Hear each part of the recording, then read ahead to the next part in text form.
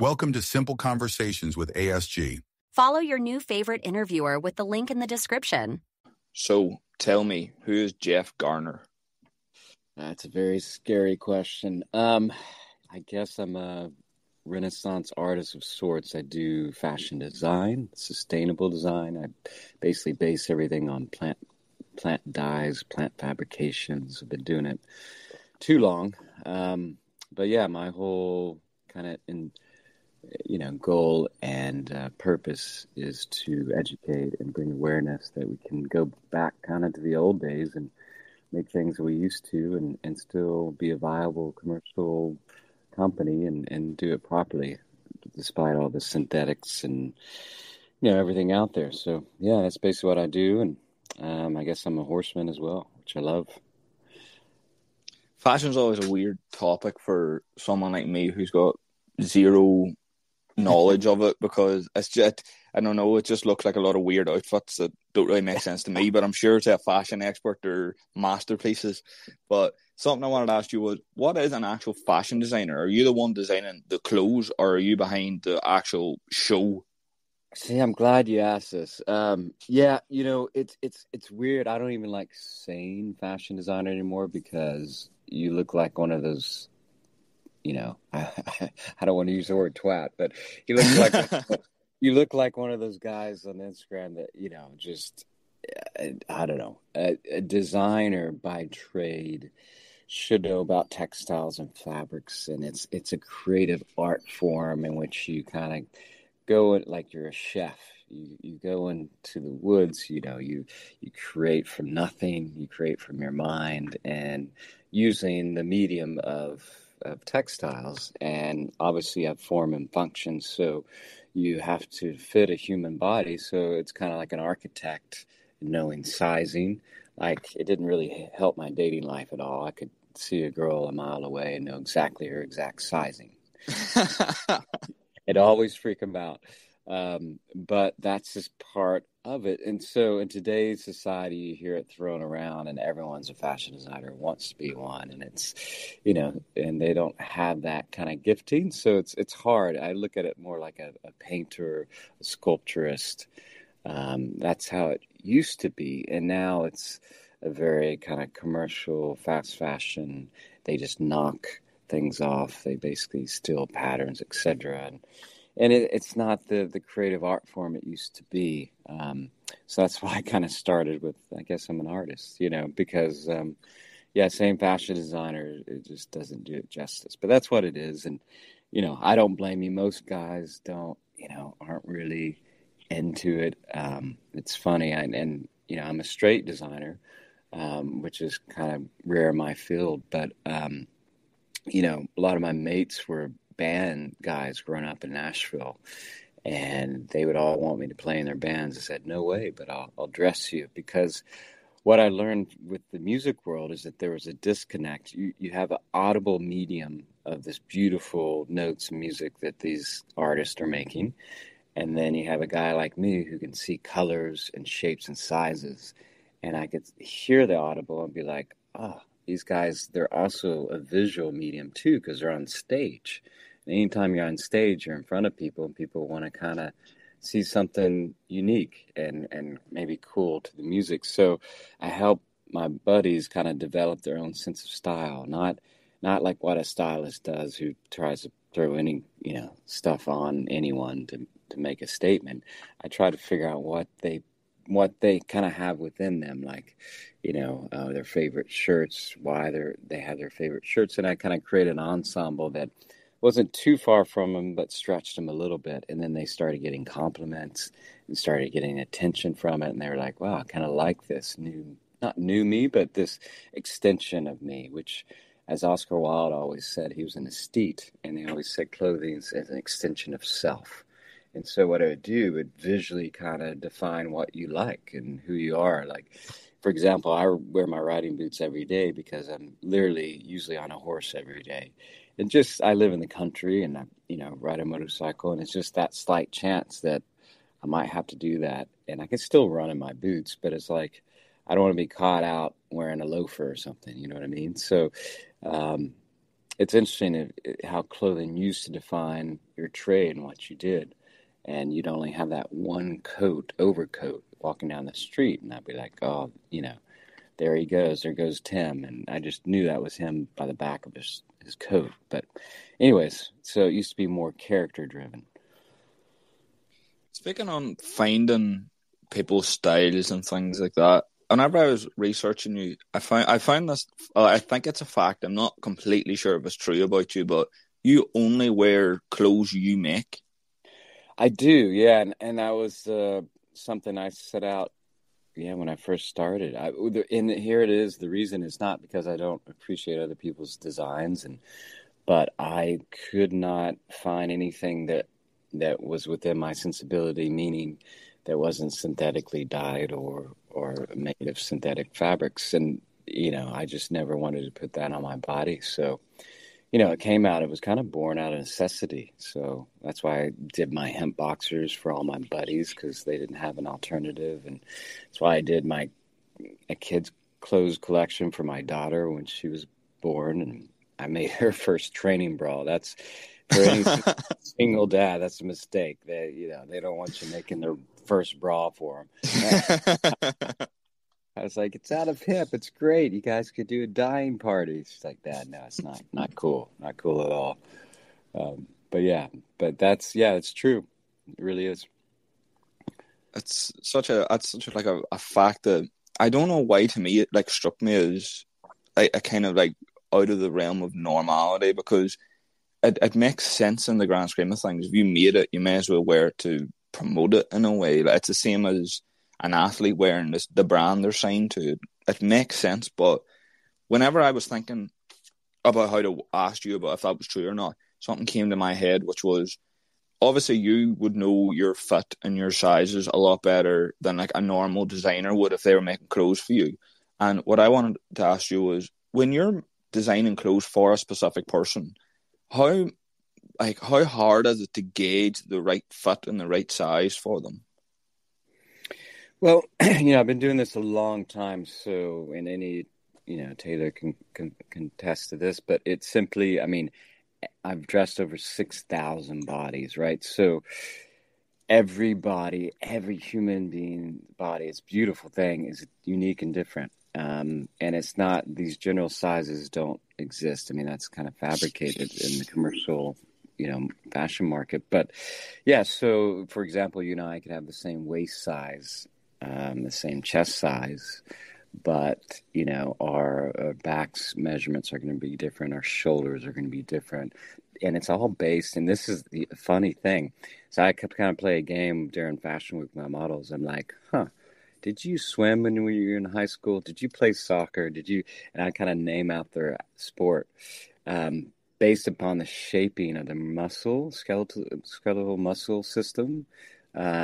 It was based on what they did as an athlete growing up when they were forming, which I found very interesting. So, yeah, so it is difficult, but it's just like like I said, like an architect to a body. You just I can see sizing, but obviously you just have to know your right measurements. But yeah, everyone's uniquely different, and that's why I always kind of support and tell my friends, if you really want something to fit properly, you either need to get it adjusted or you need to have it, tailor make it like the old days. And what I do with If you are enjoying this episode, follow and rate the show. Okay, so how different are the requirements for the clothes you need to make for each individual fashion show? Are you asking more specifically each garment? Or are you asking kind of the theme and the energy of the show? We'll start with theme. Okay. So, I usually get my designs and dresses kind of in my dreams. I know it sounds weird, but it's always been that way. So people always ask, and I think you ask any artist their process, and, if they can answer you, more kudos for them. But I think you cannot force creativity, and I believe it just happens when you kind of release. And then So I never quite know exactly what my thematic's going to be for each catwalk. And it's honestly, I've tested this, and people are outsiders of fashion. They may think everyone talks, or I don't look at any trade magazines. I've never bought a magazine. I literally live in the woods, and I don't own a TV, watch TV. So I'm really kind of off and I don't look at Instagram and all that stuff. And I'm really keep my mind pure. I try, in the sense of I don't want to be influenced. But I think there's other designers like me. And I think what happens is there's kind of what I call a download that occurs. And it could be sensibilities, but simply there's, whether something's going on in the world, or just energy, or just conversations that are happening out there at the local cafes or pubs. And it comes through, like, call it the air and the electromagnetic field or whatever, and then downloads into you, and then you spit it out into, in my medium as a design. And so I've shown up at catwalk and seen other designers with not similar, but in the same kind of family of, wow, they were feeling that color too, or they were feeling that energy too. So that's been really, really neat, because obviously I don't talk, and I'm not a big enough designer to really and we don't put things out there before we show up at Fashion Week. It's the unveiling. So I don't know if that's what you're asking, but it's a very interesting thing that occurs. And, so it makes me believe that there is this kind of undercurrent of creativity out there that is downloadable, whether in music or painting or, fashion. When you say that the creativity stems from your dreams, do you think that that's a kind of lucid dreaming? I would say so. I mean, I'm a weird beast. I sleep about 4 hours a night, so I do a lot of my creative work at night when everyone else is sleeping. I feel that the world is quiet. The noise isn't happening, so my mind can release and relax. And so when I hit my hemp sheets, it's lights are, I go straight into dreaming state for about 4 hours, and then I get up. But yeah, it's pretty interesting, pretty magical. Have you found that transition to moving into the woods and kind of, I wouldn't say avoiding, but kind of separating yourself from rumors and the internet and news and stuff? Have you noticed that properly further your career, make you better at what you do?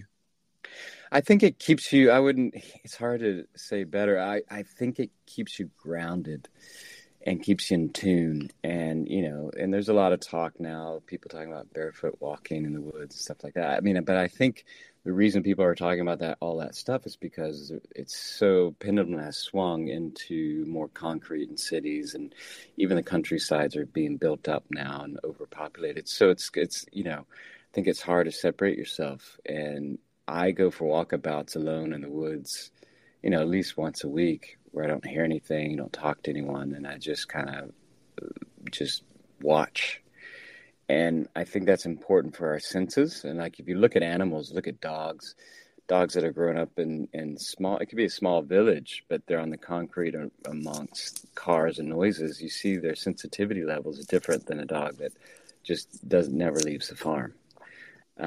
So I think it happens to us as humans. And so I think it's very important to keep that, that bit of nature connected to us, however it may be, But I think that's kind of it's kept me sane. I mean, if you look at the history of fashion, most designers burn out, quickly. No one usually makes it over 10 years. And here I am on my 22nd year, I think. So, when people meet me, they think I'm a lot younger than I am. So I must be doing something okay, I guess. But yeah. That was actually a question one of my followers on Twitter asked me to ask you was, why is the shelf life for a fashion designer? It seems like the window's so small. Yeah, I honestly think it's, I mean, there's a lot of pressures, right? So I personally, the way I do my collection and the way I've done my thing is that I've kept it away from um, investors and things like that force your hand. That like then it becomes more of a business and a entity that forces your hand to create certain things you may or may not create. So I'll never forget I was with Calvin Klein when he sold out his brand in LA, and I was interning and kind of learning from him, mentoring. And it doesn't matter what kind of designer you are, and maybe you built it to sell it, but the minute it sells and is not your baby anymore, and they start messing with your babies and your designs, and obviously they're going to strip it out and make it produce as cheap as possible and sell it for the highest possible price. I mean, that's how they get their money back. um, is you see it kind of being stripped away, and in all this work you've done. So I think designers just struggle over the art. They say art for people's sake or art for commerce sake, and I think that's very taxing. And at some point they just burn out because it's and also the time frame, right? So you hear about it a lot, but trying to spit out because of fast fashion, everything's has sped up. So, for example, I can show at London Fashion Week, and then with the next week, whatever designs I put on the runway, you'll see them in H&M, Zara, some of these places, a version of what I put on the runway, and you can't stop it. They're going to knock me off. They're going to have it out in a week. It's just what they do. They do it really well. So it's hard to compete. So I've let go. I've never been competitive by nature. So I just kind of let that go. And my hippie dad always told me, for somebody to copy you or whatever. Hippie dad always told me, he said, to be copied or used as inspiration. He goes, that's the greatest, compliment you could have. So I kind of let go of this, worrying about all that. And, so I let go of some of those stresses I think a lot of designers struggle with. And then, and most designers, they have a hard time keeping up and staying relevant. And they try to, I think that's a race that's why you burn out. And I just kind of let go of that, challenge. So I just do what I do and stay the course. And, that's what I know I'm very firm in what I'm supposed to be doing. So I think that helps keep me in that world. But again, everyone does things differently and has different intentions and different purposes. So, but yeah. Mentioning the pressures of being a fashion designer, when you're tasked with the opportunity to work with a celebrity or someone who's heavily in the public eye, is that stress and that pressure ramped up to a completely new level because how many eyeballs there's going to be on that person? I honestly don't really think of it that way. I think of it like, how can I, help them with this event or, this premiere or this tour that they're doing, and help them kind of come alive more or make a bigger splash. Because as an artist, I know the behind the scenes of that world too. It's very quick and smoke and mirrors. I mean, one minute they're doing a film, and then the next, and they're on press lines, etc. And the next minute nobody's talking about them. So it's like they get a small window to kind of make impression and a visual impression. And I'll never forget. I think we talk about reinvention, but I think, one of my early on celebrity clients, well, not client, friend, was Taylor Swift. And, we get along famously, talk about life. She's a romantic, I'm a romantic. And, and so we talked about putting her in these beautiful princess gowns, for one of her tours, like how different and unique that is for a country artist.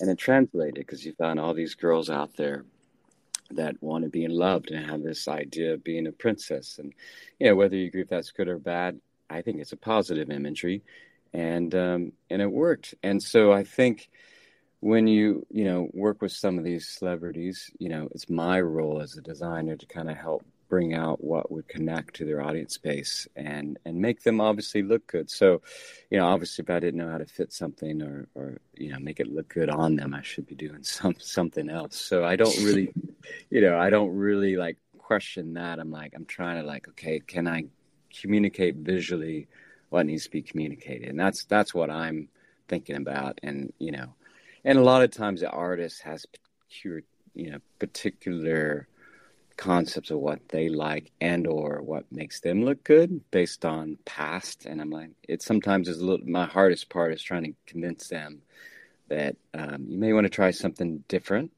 or because, and I struggle with this sometimes because they all have a stylist, and stylists are different from designers. Stylists don't typically make anything. They just go to a store, pull from a store, they pull from designers, and they bring a whole huge 300 piece, 100 pieces, 80 pieces, whatever, to a shoot, and they hang it on the rack, and they just kind of pick and try things and just kind of they style. That's what they do. So and sometimes there's intention involved where they're being sponsored by the designer. They're trying to get the clothes on the celebrity. So they're not really, and not all, I don't want to get them upset, but a lot of stylists they have their own business and they're trying to promote a certain outfit on a celebrity because that gets more imagery. I'm doing it for the artists. I'm trying to help them connect, not trying to get my garment. And I don't even care if they say it's from me or Prophetik or whatever. I just my job is to make them look the best they can look, not, And so I think sometimes it gets a little messy there because you'll see an artist and they're like, wow, that's definitely not Reese Witherspoon. She's wearing some crazy, futuristic outfit. And it's because a stylist, put them in that. And that's when you see a lot of those kind of things that don't connect. And obviously people talk about it, especially the Vogue, the Met Gala and stuff like that. But, I don't know. Yeah. How did you become friends with Taylor Swift? I don't think it wasn't intentional. We met through a buddy of mine. No, I take that back. How did we meet? Oh yeah, a good friend of mine was playing violin for her at the time. And we grew up together in Franklin. She's an amazing violinist, and she was playing in one of her first bands. And that's how we met originally, when Taylor was first starting out. And then through Taylor I met because we went to her lake house and had a little fun social, and I met my buddy Phil from Def Leppard there, and we're still good mates. Actually I talked to him today. He played in Nashville yesterday. But those guys, he played my first catwalk show in London, believe it or not. And that was pretty awesome. It was my first catwalk, and I'm, this new boy from Tennessee. Imagine this, the underdog at a London Fashion Week, and they're we don't know who this kid is. And I show up, and I got my buddy Phil, and he brought Paul from another band. And anyways, he created this cool, if I would have told you who they were, but they're just some legends that showed up to play the show. And then Cara Delevingne was my lead model, and this was her first catwalk show. And the Freemasons was where I had at the Covent Garden Freemason Hall, and they were anti-live music, and I'm but guys, it's Phil, it's Def Leppard. They're okay, can we come? I was sure, you guys can come. And so, everyone's sitting in, and I start with violin. I don't know if you ever saw Legends of the Fall, but anyways, I had my violins kind of play a little somber kind of start music. And then all of a sudden, Cara comes out in this beautiful kind of Gone with the Wind kind of morning dress. And I had to take up, because she's shorter, I had to take up the hemline a little bit.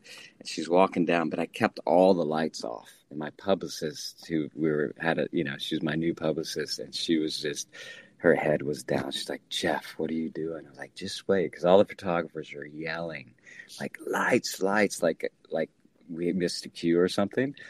And they're yelling, and then she gets to the end of the runway because they all want the picture. And then I have Phil come in with his guitar riff, and the lights just shoot up and light her up. And it was this, big lift because I love like false starts, you know. Anyway, so it was a fun show, and it was fun to see people's reactions because I don't think they kind of seen that kind of live music before at a catwalk, and just the more theatrical version. Now they're doing it, but this is 12 years ago or whatever. But it was fun. It was a fun, good intro to London Fashion Week. But yeah, those catwalk shows to me as a novice looking at it, there seem to be like, as bold as fashion gets, it seems to be the bolder the better. The more outrageous it can be, then the more excitement it brings to the crowd. When you're prepping for one of those kind of runway shows, is it one of those situations where you really just let your creativity run wild and see what sticks? Yeah, I mean, yeah, that's simplified. But think about the amount of time you spend on these collections, and then you get like 12 minutes to show it. So you want it to stick. You want people to remember it. You want it to be a beautiful, but you also want the translation to happen. Again, what's your messaging? Like I created this, that one was very kind of rockabilly. It was like Old South meets England. It was just a cool, like people called it like a gothic punk kind of collection.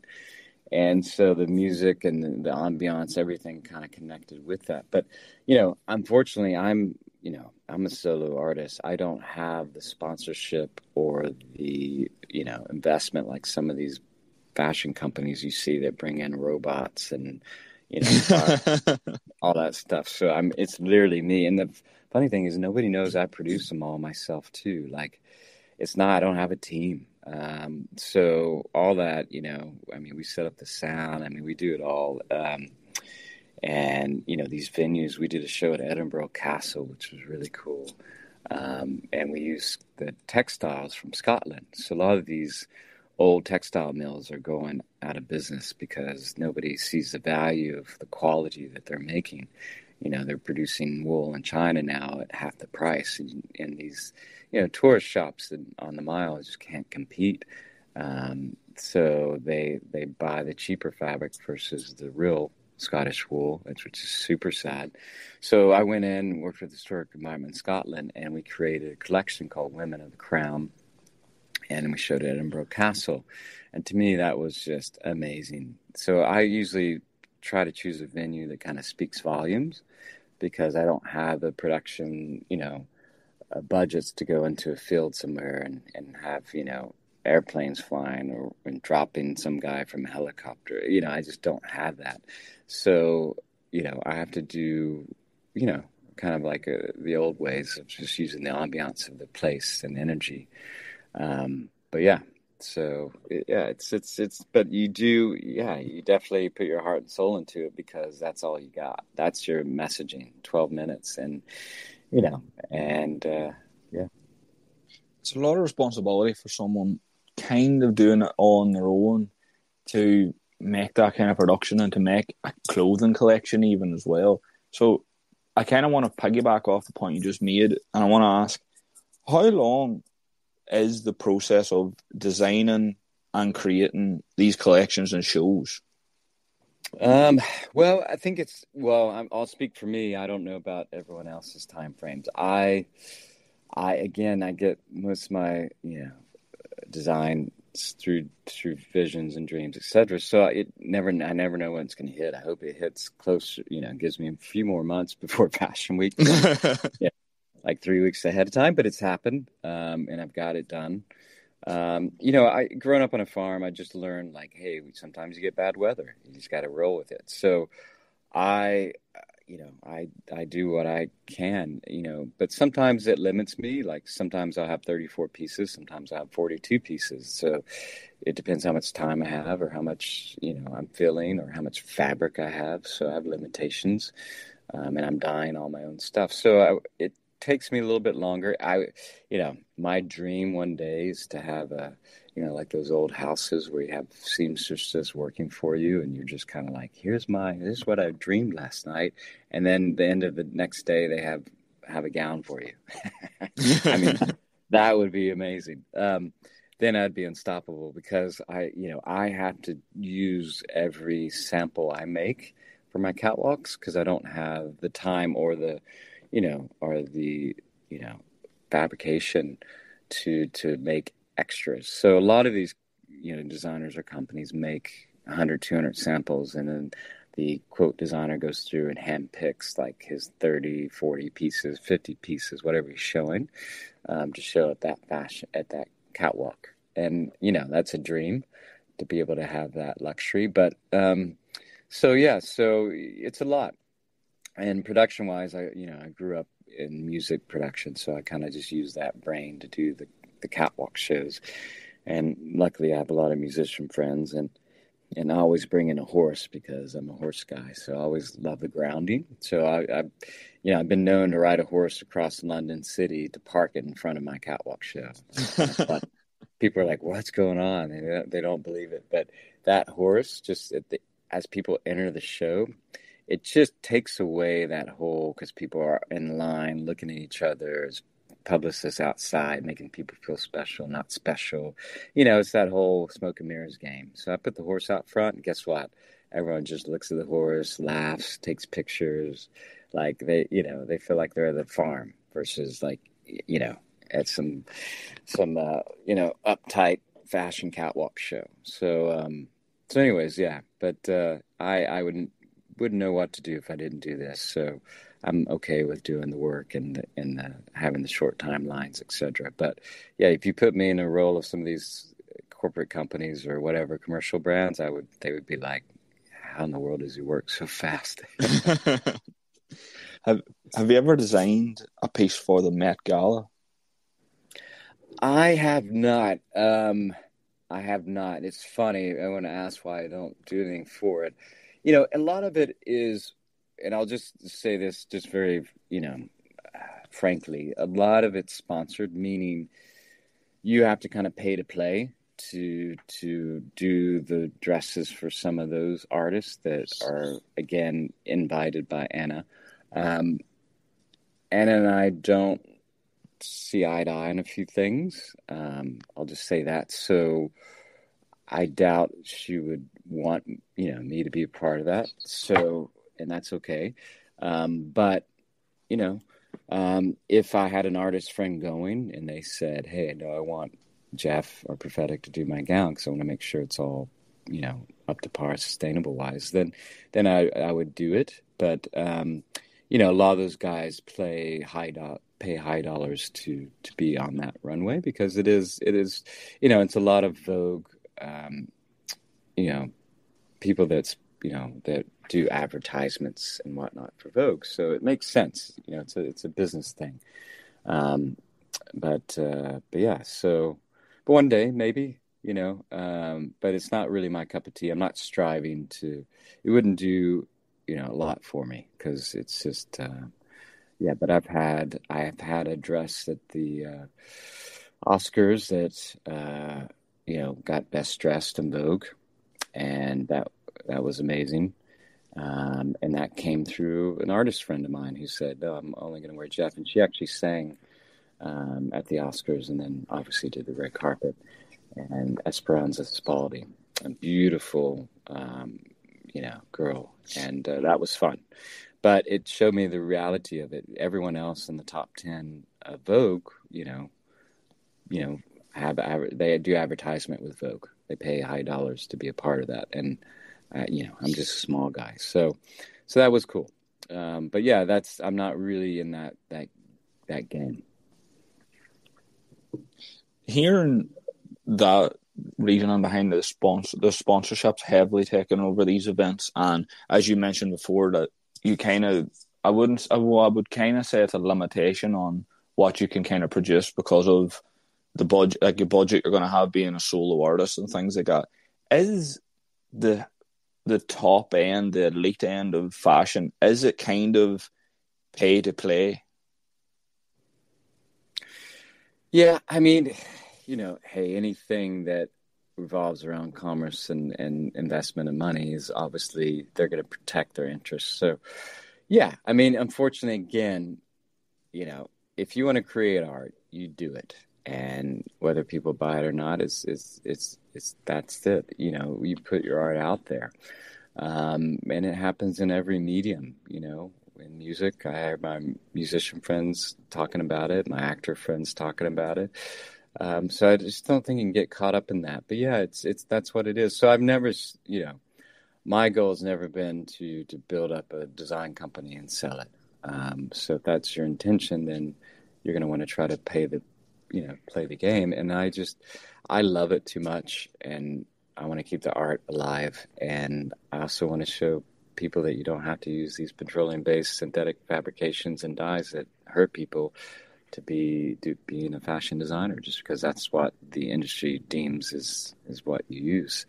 But that's all connected with the chemical companies and the oil companies, and I'm an outsider.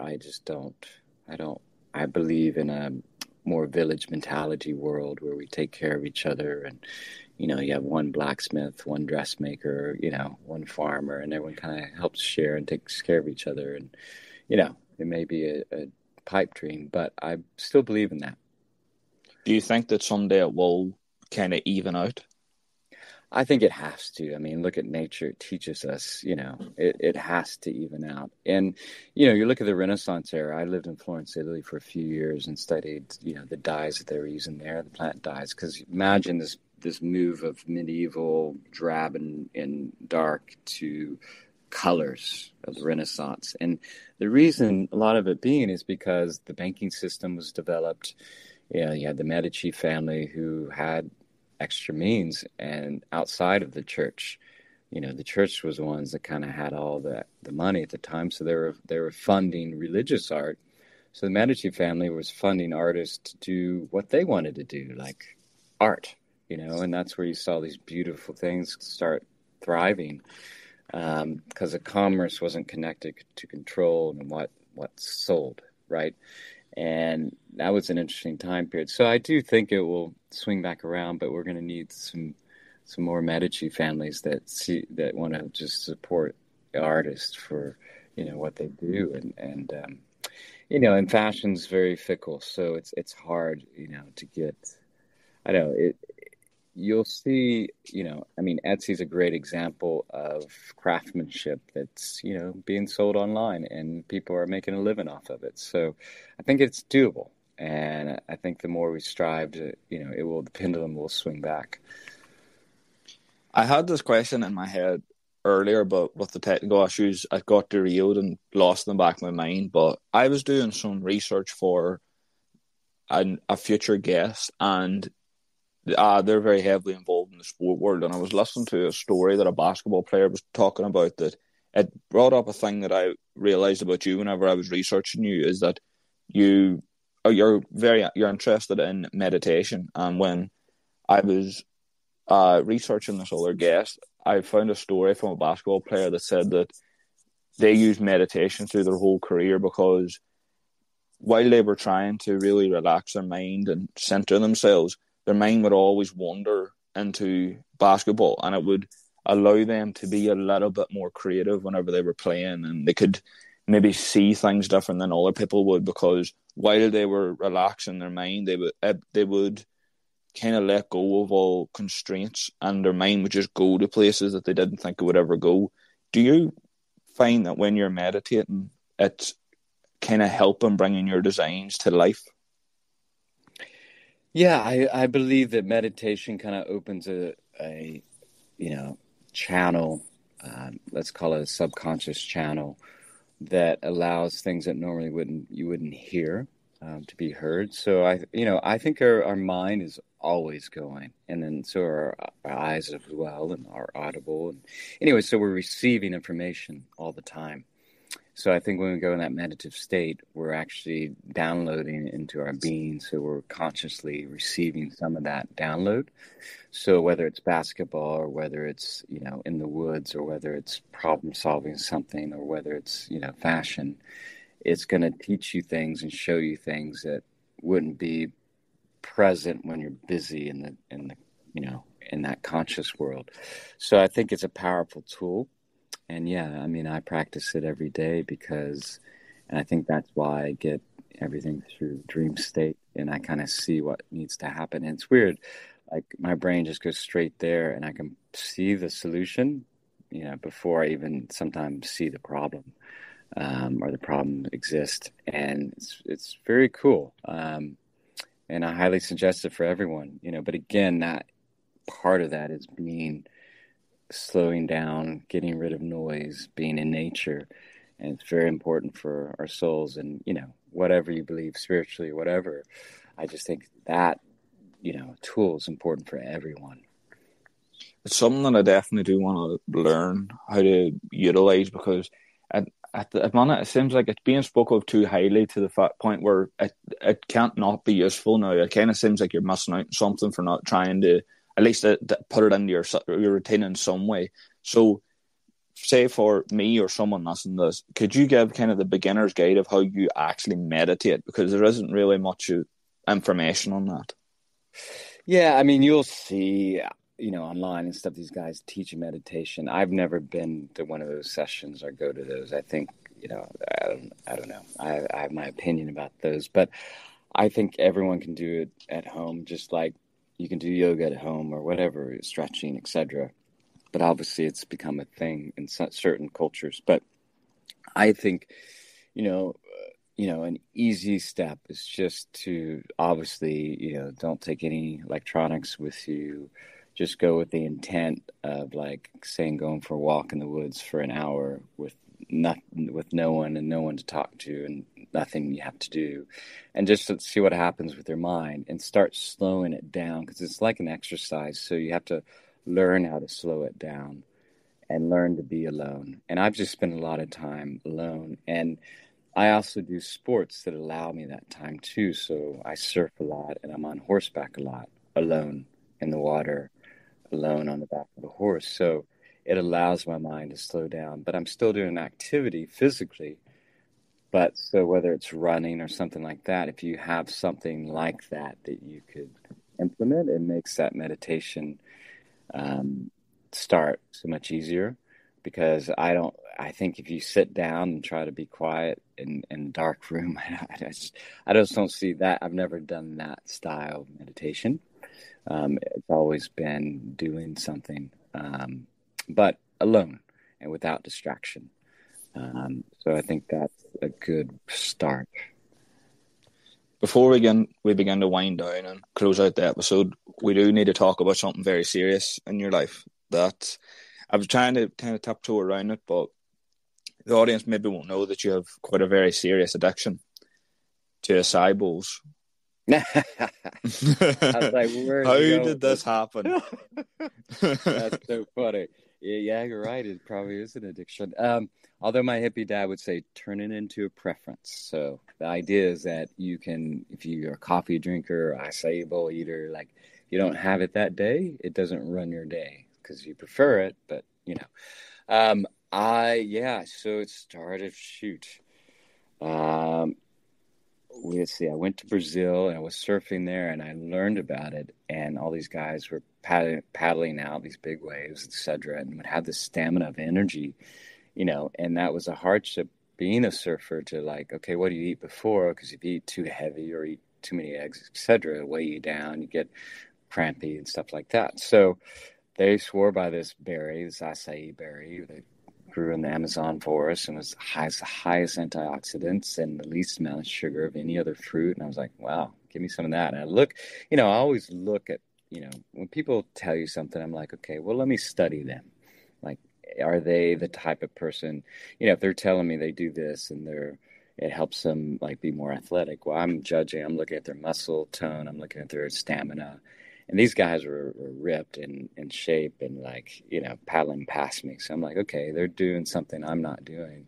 I'm going to give it a go. So, that's where it started. And it's funny, my mates, I went to Pepperdine University here in Malibu, and my mates ended up marrying Brazilians, and they started a company called Amazon and learned how to freeze the puree of the berry and bring it back to the U.S. market, and started this whole thing. It's funny, they asked me to, if I wanted to partake. I said, no, I got my own thing. But anyways, I've been eating acai bowls ever since. And what happened was I would eat them in the mornings before I paddle out.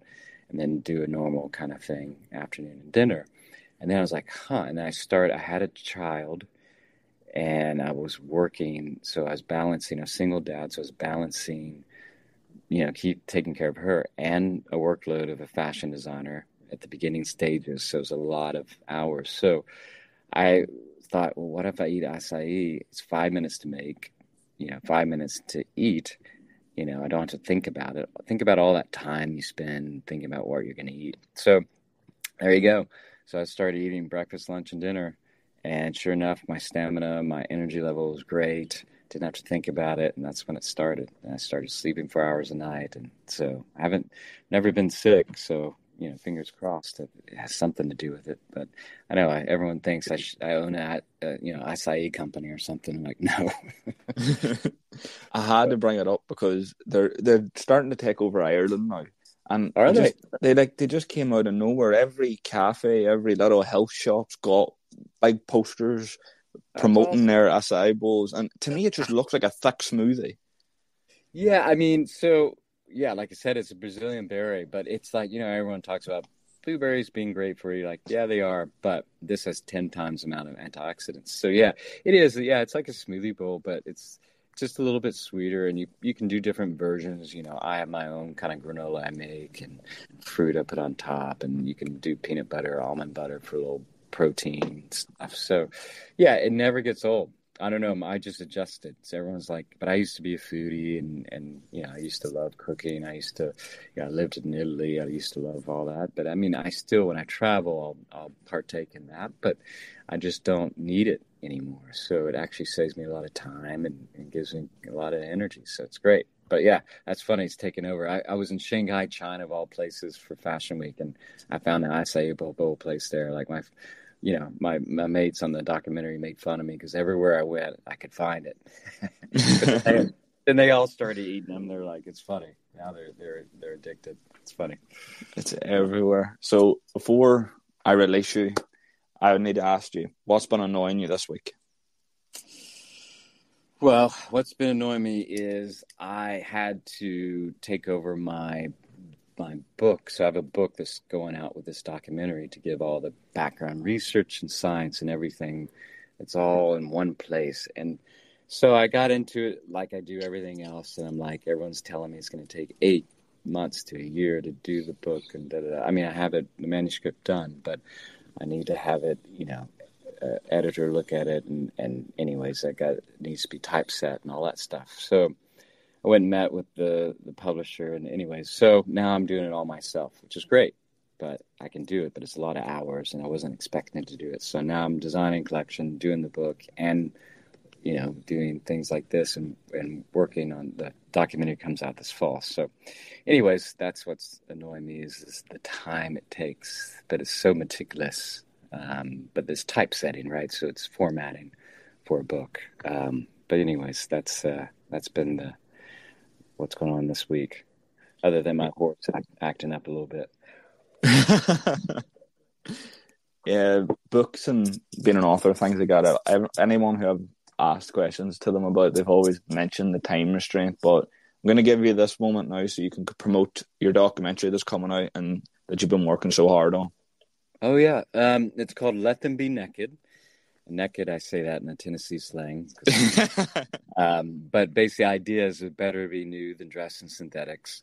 And, it's my life project. 22 years of this. I've been teaching, studying, and trying to bring this awareness. So I finally got my friend Susie Amis Cameron came behind me as executive producer. She's married to James Cameron, of course, I think he's got some Irish roots. Anyways, so we're launching it this fall in the film festival circuit, and then it'll be out with a distributor later fall. And but yeah, so that's it. So check it out when it hits the runway, so to speak. But it's gonna be an eye opener. It's gonna be the fooding for the fashion industry, and I hope it does create some policy changes and helps at least educate all of us to be like, okay, now we know what to buy or not to buy, and that's the most important thing because nothing's regulated and nothing's labeled. So Amazing. I'll be sure to promote it everywhere when it does come out. But it's been very difficult to get this conversation finally done. There's been a lot of technicality issues, a lot of cancelling and rescheduling, but we got there eventually, Jeff. And Yeah, I have to say it's been one of my favorite conversations, because, as I said whenever we were talking at the start, I knew nothing going into this. This is the hardest prep work I've ever had to do.